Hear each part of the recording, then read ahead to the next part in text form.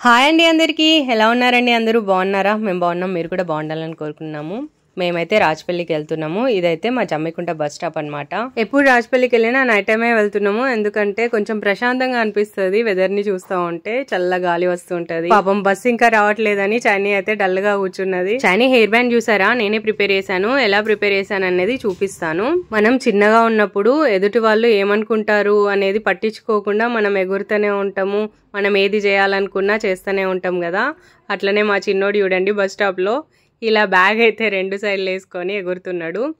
వాని ప్యాంట్కి అయితే డిజైన్ చేశాను కదా బొమ్మలు అవి ఎలా చేశాను అనేది ఇప్పుడైతే చూపిస్తున్నాను అంటే ఏం లేదు ఫ్యాబ్రిక్ కలర్స్ యూజ్ చేశాను నేను అదే చెప్దాం అనుకున్నా ఇలాంటి చిన్న చిన్న ఐడియాస్ మీకు కూడా యూజ్ అవుతాయి అని చెప్పేసి నేనైతే ఈ వీడియోలో షేర్ చేస్తున్నా హెయిర్ బ్యాండ్ చైనీది ఎలా ప్రిపేర్ చేశానంటే చైనీది పాత హెయిర్ బ్యాండ్ ఒకటి తీసుకొని B6000 గ్లూ అయితే చుట్టూ అప్లై చేసుకొని ఒక లేస్ నేను బ్లౌజ్ కోసం డిజైన్ చేసుకుందామని తీసుకున్నాను అది బ్లౌజ్ కి డిజైన్ చేసుకోగా కొంచెం మిగులుతుంది అని అనిపించింది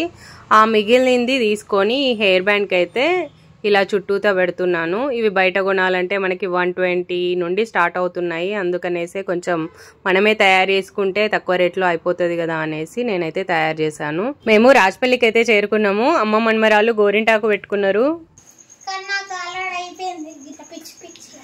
మరి పిచ్చి పిచ్చి ఎందుకు పెట్టుకున్నావు అమ్మా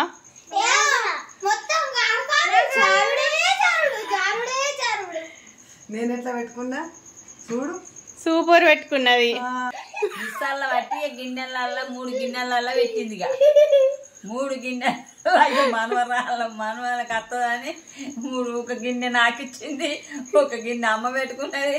ఇంకా 3 గిన్నెలలో చారు చేసింది మైదాకుని